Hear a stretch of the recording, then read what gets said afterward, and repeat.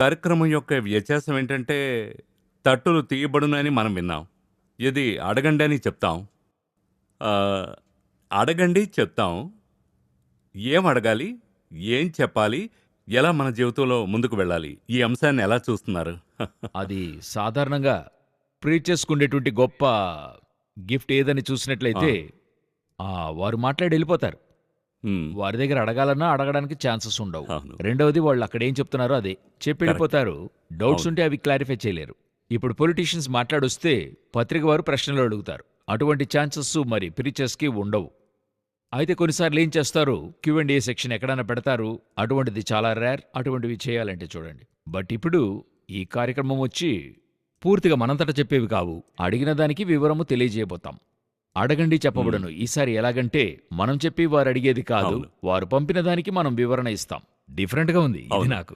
ఇందులో ఇంకా మొదటి ప్రశ్నగా నేనేం చెప్పాలనుకుంటున్నానంటే, ఫెయిత్ కమ్స్ బై హియరింగ్. అదేమంటే ఫెయిత్ కమ్స్ బై హియరింగ్. వినుట వలన విశ్వాసం కలుగును. విశ్వాసం వస్తుంది. ఒక విషయాన్ని చదువుతున్నప్పుడు, వింటున్నప్పుడు విశ్వాసం వస్తుందని రాయబడి ఉంది.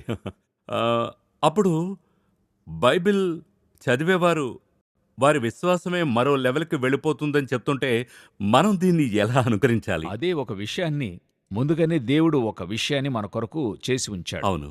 అది ప్రతి ఒక్కరి జీవితాల్లోనూ సంభవించింది. ఎలాగంటే, మిగతా బుక్‌కి, వేదవాక్యానికి ఏంటి డిఫరెన్స్ అని అడిగితే, మిగతా బుక్కులన్నీ హిస్టరీ. వారి యొక్క చరిత్ర రాయబడి ఉంటుంది. లేక వారి థాట్స్ అనేవి తెలియజేసి వాటిని ప్రచురిస్తారు.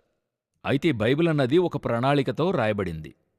అందులో ఉన్న ఇన్సిడెంట్స్ అన్నీ కూడా ఒక సంఘటన మాత్రమే కాదు, ఇక రానున్న తరం వారికైన ఒక సీక్రెట్ అందులో ఉంటుంది. దాని గూర్చి మన ప్రేక్షకులకు కూడా చెప్పాం. అప్పుడు ఇలా జరిగింది. ఒక ఉదాహరణ చెప్తున్నాను.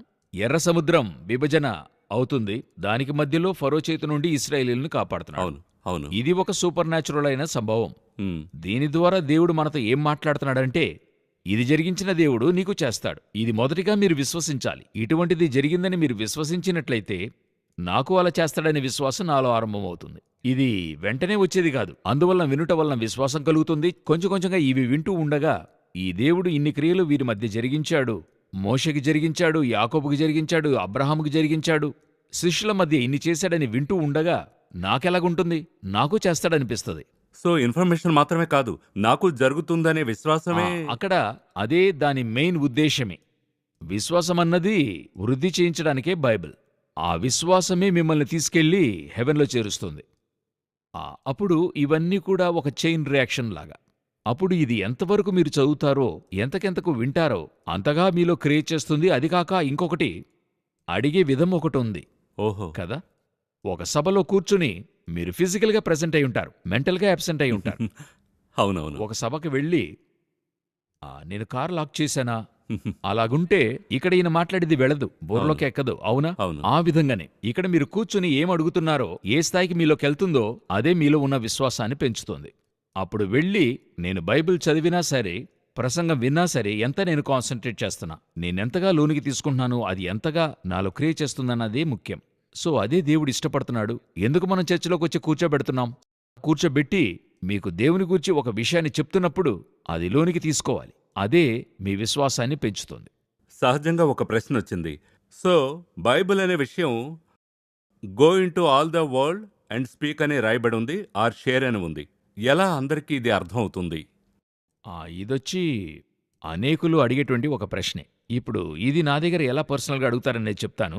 నన్నేమడుగుతారు, ఈ రెవల్యూషన్ ఈ ప్రకటన గ్రంథము లేక దానియేలు మీరు చదువుతూ ఉంటారు. మీరు ప్రీచ్ చేస్తుంటారు. దీనికై మీరెక్కడ చదివారు? దీనికంటూ మీరు ఎంత టైం స్పెండ్ చేసుంటారు? అవును. లేక ఎటువంటి కమెంటరీస్ మనం చదవాలి? ఎక్కడ రెఫరెన్స్ చూడొచ్చు అనేవి అడుగుతుంటారు. కరెక్ట్. ఆహ్, ఎన్ని సంవత్సరాలు ఎన్ని చదివారు? సంవత్సరాలు మీరు చదివారు? అందులో కొంతమంది అడుగుతుంటారు. మీరెక్కడ యూఎస్‌లోనో, యూనివర్సిటీస్‌లో దీని గురించి చదివారా అని అడుగుతుంటారు. నేను చెప్తాను. Right question to the wrong person అని చెప్తుంటాను. నా దగ్గర ఆ ప్రశ్న అడగకూడదు. ఎందుకని అడిగితే, ఇది నా పర్సనల్ ఎక్స్‌పీరియన్స్‌గా చెప్తున్నాను. అందరికి ఇలాగే జరుగుతుందని కాదు. నా పర్సనల్ ఎక్స్‌పీరియన్స్. ఏంటంటే, ఈ యొక్క ఒక ఉదాహరణకి డానియేల్ బుక్ ఒకవైపు, ప్రకటన గ్రంథం మరొక వైపు. ఈ రెండిటికి మధ్య ఉన్న కాంట్రాస్ట్ అయిన విషయాలు మొదటిగా చెప్తాను. ఉదాహరణకు దానియేలు రాసిన గ్రంథకర్త ఎవరని చూస్తే, అతనిని గూర్చి మొదటి అధ్యాయం 6 వచనాల్లో చెప్పబడుతుంది. అతడొచ్చి రాజవంశంలో ముఖ్యుడని ఉంటది. ప్రభువులు, లార్డ్స్. అతడు యెరూషలేములోని ఏమై ఉండాడు? ఇశ్రాయేలులో ఒక ప్రభు, మంచి డబ్బుగల ఒక ఇదిలో ఆ హై క్లాస్ అని మనం చెప్పే ఒక గొప్ప స్థానం నుండి వచ్చినవాడు. అట్లే ఇటువైపు చూస్తే యోహానును చూసినట్లయితే అతని ప్రొఫెషను, తాను పెరిగిన పరిస్థితి చూస్తే ఒక జాలరీగా ఉంటున్నాడు. సరేనండి. రెండవది, ఇతన్ని డానియల్ని చూసినట్లయితే హైలీ క్వాలిఫైడ్ ఇన్ ఎడ్యుకేషన్, మంచి ఉత్తీర్ణుడైన వ్యక్తి, ఆ విద్యలో ప్రవీణతయు జ్ఞానమును కలిగిన వారని ఉంటది.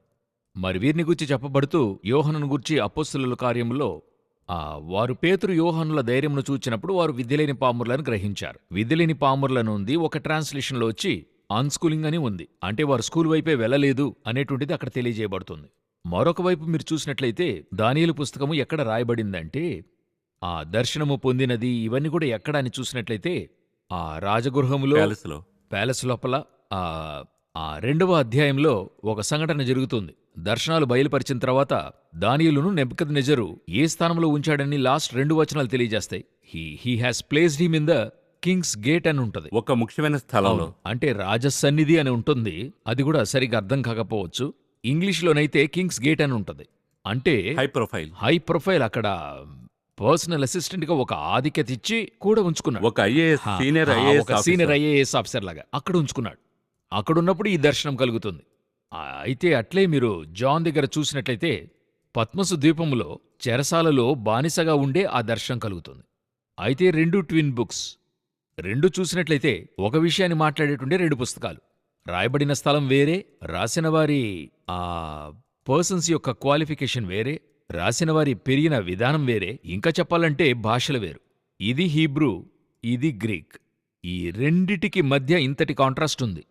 అలాంటప్పుడు ఇది మనకి ఏం తెలియజేస్తుందని చూసినట్లయితే ఇంత గొప్ప ప్రత్యక్షతలు పొందుకోవడానికి విద్యార్హతలు అవసరం లేదు. ఆ హై ప్రొఫైల్ లేదు, లో ప్రొఫైల్ అనేది కూడా లేదు.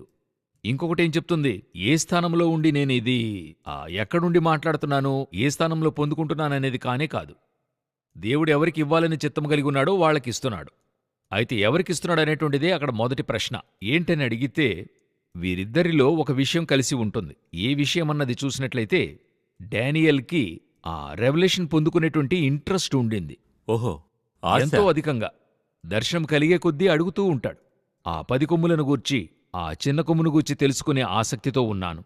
తర్వాత చెప్తాడు, నీవు విజ్ఞాపన చేసిన వెంటనే వెళ్ళాలని నాకు ఆజ్ఞ వచ్చింది. సో కొన్ని రోజులు రావడానికి లేట్ అయిందంటాడు. చివరిగా తన లైఫ్ ముగించబోతాడు. అప్పుడు కూడా అడుగుతాడు, ఈ 1335 దినముల గూర్చి, ఈ సంగతులను గూర్చి తెలియజేయమని అడిగితే దేవుడే చెప్తాడు, దానియేలు ఇది అంతిమ వరకైనది, నువ్వెళ్ళి విశ్రాంతి తీసుకో. ఇప్పుడు చాలా ఎక్కువగా అడుగుతున్నావు. అంటే ఓవర్ అంటే ఇవి చాలయ్యా, ఇంకా నువ్వు వర్క్ చేయాలనుకుంటున్నావు, పోయి రెస్ట్ తీసుకో అనేటువంటి ఒక వర్డ్ అది. అప్పుడు ఇతనిలో ఉన్నటువంటి ఇంట్రెస్ట్. అట్లే మీరు జాన్ని చూసినట్లయితే ఒక దగ్గర మీరు చూడండి, యూదా తనను అప్పగించబోయే విషయాన్ని యేసు ఎలా తెలియజేస్తాడు, మీలో ఒకడు నన్ను అప్పగించుడనే విషయాన్ని చెప్తున్నాడు. అది యూదాకైనా హింట్. నువ్వు నన్ను అప్పగించబోతున్నావు, ఆ విషయం నాకు తెలుసు అని గందరగోళంగా ఉంది. అవును, అందరుంటారు.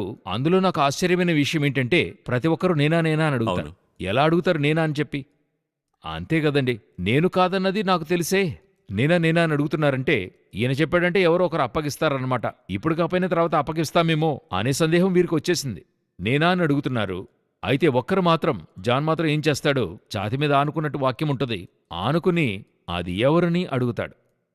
అందరూ నేనా నేనా అని అడుగుతారు, జాన్ మాత్రం అదెవరు అని అడుగుతాడు. ఒక క్యూరియాసిటీ. అది అడిగిన వెంటనే యేసు అతనితో చెప్తాడు, నేనొక ముక్క ముంచి ఎవనికిచ్చేదను వాడే అని చెప్తాడు. అది చెప్తున్నాడు. అప్పుడు ఒక విషయాన్ని తెలుసుకోవాలని ఆసక్తిగా ఉన్నప్పుడు దేవుడు చెప్పివ్వడానికి శక్తిమంతుడై ఉన్నాడు. ఈ క్యూరియాసిటీ ఇక్కడ ఆరంభమవుతుంది కదా ఇతనికి. ఇలా తెలుసుకుంటున్నాడు, ఇలాగే రెవల్యూషన్ వరకు తెలుసుకోవాలనుకుంటున్నాడు. తర్వాత అది తెలుసుకోవాలి, ఇది తెలుసుకోవాలి. ఇప్పుడు జాన్ గాస్పెల్కి మిగతా 3 గాస్పెల్స్కి చూడండి, ఇది అట్లే ఎంతో హై లెవెల్లో ఉంటుంది. మిగతా 3 గాస్పెల్స్ ఒక సువార్త దృక్పథంతో రాయబడి ఉంటాయి. ఇది మాత్రం చూసినట్లయితే ఒక గొప్ప, చదువుతున్నప్పుడు జాన్ గాస్పెల్ చదువుతూ ఉంటే వేరే డైరెక్షన్ చూపుతూ ఉంటుంది. అలాగంటే కూడా రెవల్యూషన్లోనే చెప్తాం కదా ఒక సీక్రెట్ అనేది ఉంటుందని. జాన్ యొక్క ఒక్కొక్క చాప్టర్ వెనుక ఒక సీక్రెట్ ఉంటుంది. సో ఆ విధంగా ఒక సీక్రెట్ పొందేటువంటి ఒక ఇంట్రెస్ట్. ఎంత ఆసక్తితో మీరు కూర్చుంటారో అంతగా మీకు చెప్పిస్తాడు, అన్ని విషయాలు చెప్తాడు. మీరు ప్రవక్తల అంతమంది విషయంలో కూడా మీరు చూడండి, వీరందరూ కూడా ఎలా పొందుకున్నారంటే వారి యొక్క ఆసక్తిని బేస్ చేసే. వారిని దేవుడు వేరుగా తీసుకెళ్లడం, అది మోషే కానివ్వండి, అందరూ కానివ్వండి. అది తెలుసుకోవాలి, వాక్యాన్ని తెలుసుకోవాలి. ఈరోజు మనమున్న కాలఘట్టంలో అందరూ బైబిల్‌ని ఎలాగ చూస్తున్నారంటే, ఇదొచ్చి రిలీజియస్ బుక్కు. క్రిస్టియన్స్‌గా మనం చదవాలి. డైలీ చదవాలి. అలాంటి ఒక క్రమశిక్షణ చాలా మంది దగ్గరుంది. డైలీ ప్రొద్దున్నే లేచి బైబిల్ చదువుకోవాలి. బట్ ఈ బైబిల్ చదవడానికిని, ఆ మిగతా పుస్తకాల అబ్బాయి ఎగ్జామ్‌కి చదవడానికిని, ఇది చదవడానికిని డిఫరెన్స్ ఉంది. తను పాసయితే చాలని చదువుతున్నాడు. ఇప్పుడు తిరిగి అదే కార్యాన్ని 10 సంవత్సరాల తర్వాత అడిగితే చాలా మందికి తెలీదు. అది ఎప్పుడో చదివిందంటాడు. అదే విధంగా బైబిల్ కూడా ఉంది చాలామందికి. దీనిలో ఉన్న విషయాలు నేను పొందుకోవాలి. ఏదో ఒకటి. లేనప్పుడు నాకెందుకు ఇది ఇస్తాడు? Only for the world blessing అనేది కాదు గదా! ఇందులో మరొకటి ఉంది.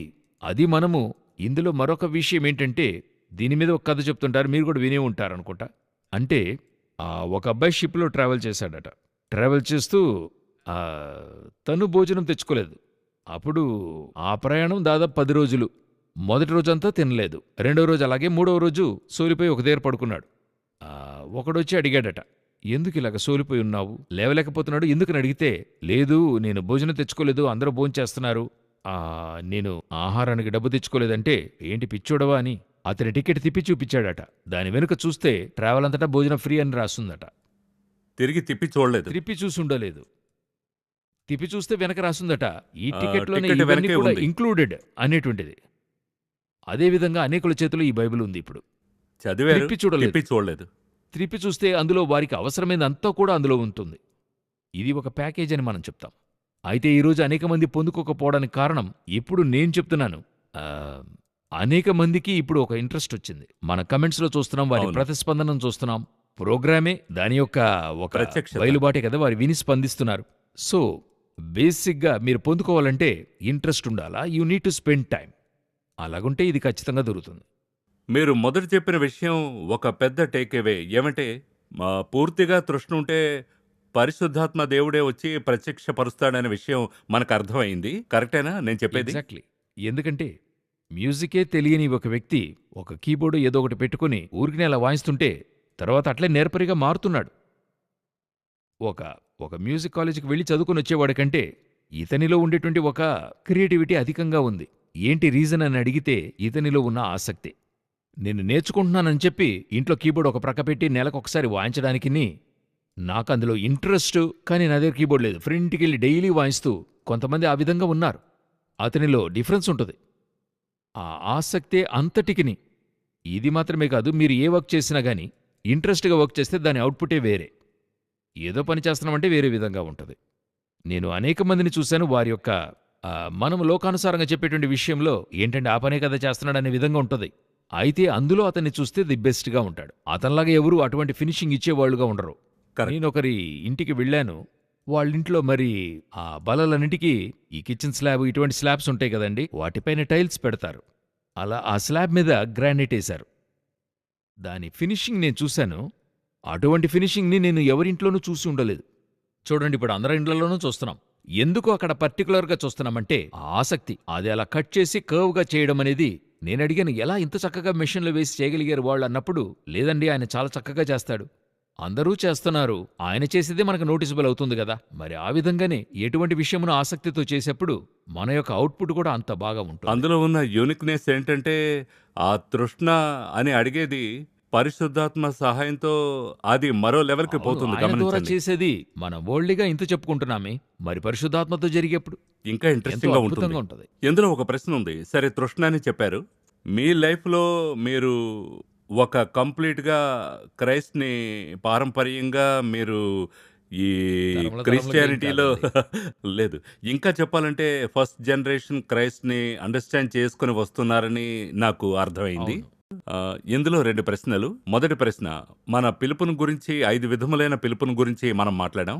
అయితే ఇదే నాకని ఆ తృష్ణను ఎలా అర్థం చేసుకున్నారు? రెండవది, మీరు ఏదైనా మాట్లాడొచ్చు బైబిల్‌లో. అయితే చాలా డీటెయిల్డ్‌గా, స్పెసిఫిక్‌గా మనతో జనరల్‌గా మనం ప్రశ్న వేస్తుంటే చాలా ప్రశ్నలు వస్తున్నాయి. అయితే స్పెసిఫిక్‌గా మీరు నన్ను అలైన్ చేస్తున్నప్పుడు, లేదు అశ్విన్ రెవల్యూషన్ నుండి, దానియేలు నుండి ఉంటే చాలా బావుంటుందని మళ్ళీ మళ్ళీ చెప్తున్నారు. అప్పుడు ఈ సబ్జెక్ట్‌లో నాకు పరిశుద్ధాత్ముడు ఎందులో ఉంచాడని ఎలా మీరు గట్టిగా చెప్తున్నారు? మీరు మొదట అడిగిన ప్రశ్నకు సమాధానం చూసినట్లయితే, ఇప్పుడు ఎలా ఇది మీరు తెలుసుకున్నారు, ఇందులో ఎలాగొచ్చారు అవును. అనేది ఉంది కదండి. అదెలాగంటే ఇది ఒక పెద్ద ప్రాసెస్. పెద్ద ప్రాసెస్ అంటే నా ప్రాసెస్ కాదు. గాడ్ యొక్క ప్రాసెస్. ఇప్పుడు ఇర్మియా ఒక ప్రాఫెట్. ఇర్మియా ఒక ప్రాఫెట్ అయ్యాడు. కానీ ఆయన ఎక్కడ ముందుగా ఎన్నుకున్నాడని చెప్తుంది ఇర్మియా 1:5లో ఉంటది. తల్లి గర్భములో రూపింపక మునుపే ఏం చేశాడు? జనములకు ప్రవక్తగా నియమించాడు. ప్లాన్ సో, చేశాడు. మరి అప్పటి నుండి ఆ ఇర్మియాని ఆయన ప్రిపేర్ చేయడానికి అంచెలంచెలుగా ప్రాఫిట్‌గా చేసుకుంటూ వస్తాడు. అతని యొక్క లైఫ్ స్టైల్, అతని పనితీరు ఇవన్నీ కూడా ఆ బేస్‌లోనే ఉంటాయి. అతని చుట్టూ జరిగే విషయాలన్నీ కూడా. ఇది ఇర్మియాకు తెలీదు. ఒక దగ్గర అతను ప్రాఫిట్ అయి వస్తున్నప్పుడు మాత్రమే తను చెప్తాడు, నన్ను ప్రవక్తగా పిలిచాడు అని చెప్తాడు. దేవుడు చెప్తాడు, నిన్ను నేను ప్రవక్తగా పిలిచానని నీకిప్పుడే తెలుసు. అయితే పుట్టినప్పుడే ముందుగా ఎన్నుకున్నాను, నువ్వే ప్రవక్తవని. ఇది అందరికీ సరిపోలుతుంది. ఇప్పుడు మీరు ఈ ఛానల్ ఎండీగా ఉన్నారంటే ఈ మీడియాలో మిమ్మల్ని తీసుకురావాలన్నప్పుడు మీ ఆరంభమే దానిలో నుండి ప్రారంభించుంటాడు. ఈవెందో మనం ఇంకేదో ఇవన్నీ ఉంటాయి. అయితే మనలో ఏదో ఒక లైన్ దీని వెనుకే పరిగెత్తుతుంటాము. నన్ను గురించి చెప్తాను. నాకు ఆరంభము నుండి కొంచెం సస్పెన్సు, క్రైమ్ నావల్సు ఇటువంటివి చదవడం ఎంతో ఇష్టం. చాలా చదువుతా. ఎందుకంటే ఏదో ఒకటి కొత్తగా ఉండాలి. నాకు నార్మల్గా చదువుకునేటువంటి విషయాలు ఇష్టం లేదు. ఏదో ఒక విషయం ఉండాలి, అది చదువుకోవాలి. అందులో ఏదో ఒక ట్విస్ట్ ఉండాలి. ఇంకా ఏదో ఒక ఇక్కడ ఏదో ఉన్నట్టుగా చూస్తున్నామే, మనం ఎదురు చూడని సంభవం జరిగి ఉండాలి. ఇలా ఏదో ఒకటి. ఇది నాలో ఉన్నటువంటి ఒక ఆసక్తి అంటాం కదా. నేను ఇదే చెప్తున్నాను. గాడ్ వచ్చి తెలుసుకోవాలనే విషయాలు అప్పటి నుండి నాలో వేస్తూనే ఉన్నాడు, ఇన్బిల్డ్గా.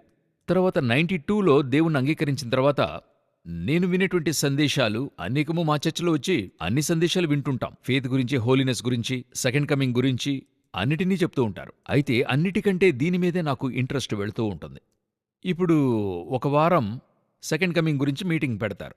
పెడితే ఆ వారమంతా కూడా మిస్ చేయకుండా అటెండ్ అవుతా. వెళ్ళి కూర్చుంటాను. మిగతా వాటికి 2 రోజులు వెళ్ళి ఒకరోజు వెళ్లకుండా ఉంటాను. అవి నచ్చకపోవడం కాదు, ఎక్స్ట్రా ఆసక్తి దీని మీద ఉంటుంది. అడు తర్వాత పోను దేవుడు దీని వెనుక నాకు ఆసక్తిని కలిగిస్తూ ఉన్నాడు.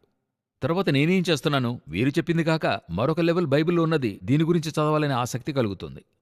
ఇది క్రమేణా అలా జరుగుతూ సెకండ్ కమింగ్ లోపల దీని గుర్చిన కొన్ని విషయాలు కలెక్ట్ చేయని ఆరంభిస్తున్నాను.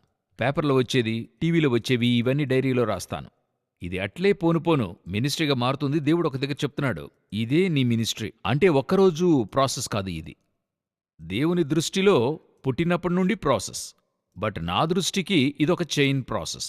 అట్లే దేవునిలోకి ఈ ఇంట్రెస్ట్, కోరిక పెరుగుతూ అలా వస్తూ ఉండింది. స్పెసిఫిక్గా కాల్ ఉన్నప్పుడు కొంచెం భయంగా ఉంటుందా? అంటే సరే, మనం ఒక సెక్యులర్ జాబ్ చేస్తున్నాం, ఇవన్నీ చేయొచ్చు. అయితే ఇదే నా కాల్ అని చెప్తున్నప్పుడు సంతోషంగా ఉంటుంది కొంతమందికి. కొంతమందికి సరే, సపోజ్ ఇది చేసి రేపు ఫ్యామిలీ అంతా ఉంది, అలాంటప్పుడు ఒక భయం ఉందా అని అడుగుతున్నాను. అంటే ఇది ఎలాగుంటుందని అడిగినట్లయితే హార్ట్ అండ్ సోల్ అని చెప్తూ ఉంటారు. అది ఆ. మీరు వినే ఉంటారనుకుంటా. అవును. తర్వాత 2 విషయాలు ఒక చోట ఒక గూటిలో ఉంటే ఎలాగుంటుందంటారు. అవును. అలాగా ఈ ఫెయిత్ లో రమ్మంటున్నప్పుడు, మినిస్ట్రీకి రమ్మంటున్నప్పుడు వినడానికి వినడానికి ఇంట్రెస్టింగ్ ఇంట్రెస్ట్ గా ఉంటుంది. ఉంటుంది, ఫెయిత్ గా ఉంటుంది. అయితే వచ్చిన 11 నెలల్లో మినిస్ట్రీయే లేదు నాకు. ఓ, ఎవరు పిలవలేదు. ఎవరునూ పిలవలేదు. ఒక్క పరిచర్య కూడా లేదు. మా ఇంట్లోనే అడిగేవాళ్ళు, నిజంగా మీకు పరిచర్య ఉందా? వారికి సందేహం వచ్చింది. అందరికీ వచ్చింది. వారికి ఓ ప్రశ్న వచ్చింది. చివరి సందేహం నాకే వచ్చింది.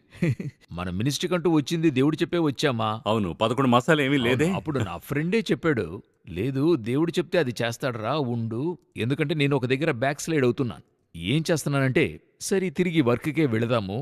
ఇంత కష్టంగా ఉందే. కష్టమంటే మినిస్ట్రీ లేదు, నా కళ వేరే గదా. అక్కడికొచ్చిన తర్వాత సరి చివరిగా ఎలాగైపోయింది, ఎవరైనా పిలిచి పరిచర్యనిస్తే బాగుంటుందే అన్నట్టుగా ఏదీ లేనప్పుడు సరి తిరిగి వెళ్ళిపోదామా అన్నప్పుడే నా ఫ్రెండ్ చెప్పాడు, దేవుడు చెప్తే చేస్తాడురా, కొంచెం వెయిట్ చెయ్యి. నేనెప్పుడూ దేవుని దగ్గర కృతజ్ఞత తెలిపే ఒక విషయం ఏంటంటే, ఒక స్పిరిచువల్గా గైడ్ చేసే ఫ్రెండ్సో లేక పేరెంట్స్ కుదరడం అనేది ఒక గొప్ప ఆశీర్వాదం. మనకు కరెక్ట్గా ఆ ప్లేస్లో గైడ్ చేయాలి. చూడండి, అది మనం సులువుగా మనం తేలిగ్గా తీసుకుంటున్నాం. తీసుకుంటున్నాం. అటువంటి విషయాలలో నాకు మంచి ఫ్రెండ్స్, ఆ చర్చిని దేవుడు నాకు అనుగ్రహించాడు. నాకు మంచి స్పిరిచువల్ ఫ్రెండ్స్ నాతో కూడా ప్రార్థిస్తారు. ఇంకా ధైర్యంగా ఇది చెప్తారు, చూడండి నువ్వు చేసేది తప్పురా, ఇలా చేదు అని చెప్పేటువంటి వారు నాకుండటం వల్ల నాకు ఇంకా ఉన్నారు. ఉండటం వల్ల నాకు ఏ విధంగా ఉందని చూసినట్లయితే, వాళ్ళు రాంగ్ డిసిషన్స్ తీసుకోకుండా ఆపడానికి దేవుడు వారిని ఉపయోగిస్తుంటాడు. యోవాబు కొన్నిసార్లు దావీదుతో చెప్తాడు, లేదు రాజా మీరు చేసేది తప్పు, ఈ లెక్కలు చూడకూడదు అంటాడు. రాజైనా గాని యోవాబు అక్కడ చెప్తాడు. ఆ విధంగా కొంత మనకి స్పిరిచువల్ గైడ్, మెంటర్ కావాలంటారు. ఆ విధంగా ఇప్పుడు ఏం జరిగింది, అలా తిరిగి వెళ్ళిపోదామా అనుకున్నప్పుడు తిరిగి దేవుడు మినిస్ట్రీలోకి నడిపిస్తున్నాడు.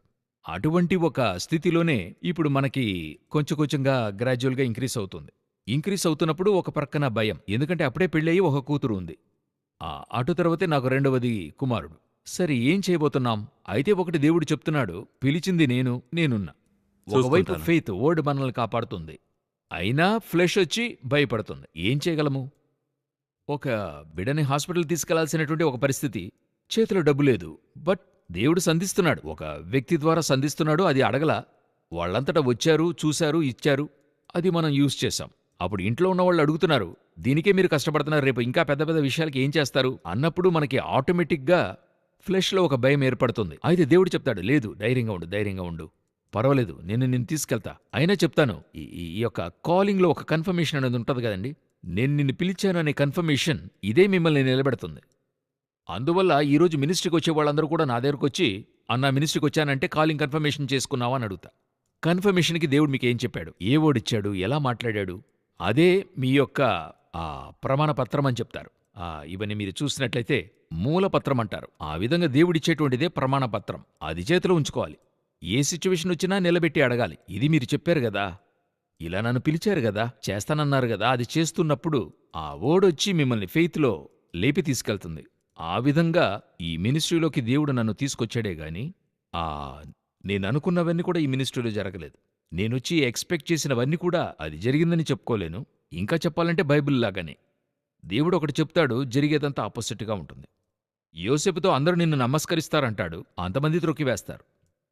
అందరూ నీకు ముందుగా నీ తండ్రి, తల్లియు ఇక సహోదరులు, సూర్యచంద్రులు అందరూ నమస్కరిస్తారంటే బానిసగా అమ్మి వేయబడతాడు.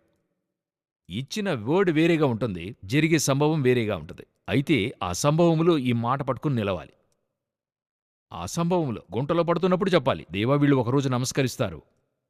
మీరు చెప్పారు ప్రభువా, అదే బ్రతికిస్తుంది. ఒకరోజు అది జరిగింది. అంతమందిను యోసేపుకు ముందు ఐగుప్తులో అతనికి ముందరగా వాళ్ళు నమస్కరించారు. సో దేవుని యొక్క మాట తప్పిపోదు. బట్ జరిగే సంఘటనల నడుమ అది మనం గట్టిగా పట్టుకోవాలి. అలాగే ఈ మినిస్ట్రీలో ఈనాటికి ఇప్పటి వరకు కూడా చెప్తున్నాను, ఈ రోజు వరకు దేవుడు అలాగే ఉంచాడు. ఈ కార్యక్రమం పేరు అడగండి చెబుదాం. ఈ కార్యక్రమం చాలా ఇంట్రెస్టింగ్గా ఉంది. మరో కార్యక్రమంలో ఇంకా కొన్ని ప్రశ్నలు ఏం చెప్తాయో చూద్దాం. సంతోషం, వందనాలు.